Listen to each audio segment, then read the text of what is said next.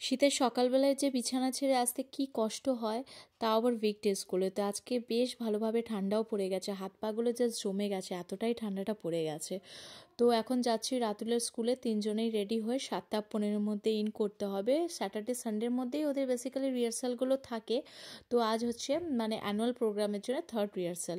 তো রাতুলের আজকে মনটা খুবই খারাপ, যেহেতু রাতুলের হচ্ছে আমাদের সঙ্গে গেলেই নাকি ওর খুব মনটা খারাপ হয়ে যায়, স্কুল বাসে গেলেও খুব হ্যাপি থাকে।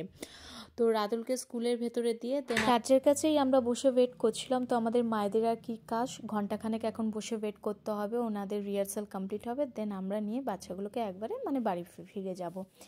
তো যাই হোক, এখানে সকলে বেশ ভালোই লাগছিল মর্নিং ভাইবসটা।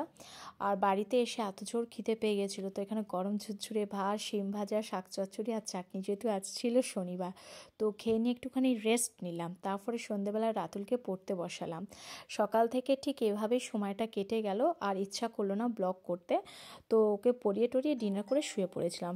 রবিবার সকালবেলায় উঠে ফ্রেশ হয়ে আজ হচ্ছে একটা বড় কাজ, তো তার আগে ব্রেকফাস্টটাকে করে নিচ্ছি রোদে বসে। সেটা হচ্ছে রাতুলের হেয়ার কাটিং করা। তো আর কটা দিন পরে ওদের প্রোগ্রাম আছে, তো স্টুডিওতে গিয়েছিলাম হেয়ার কাটিংয়ের জন্য। তো বিনা অ্যাপয়েন্টমেন্টে গেছি, তো একটুখানি তো ওয়েট করতেই হবে। তারপর যখন নাম্বার এলো, তো ওনাকে বসানো হলো। আর একটা বাচ্চা ছেলেকে চুল কাটানো মানে বিরাট একটা মানে যুদ্ধর কাজ।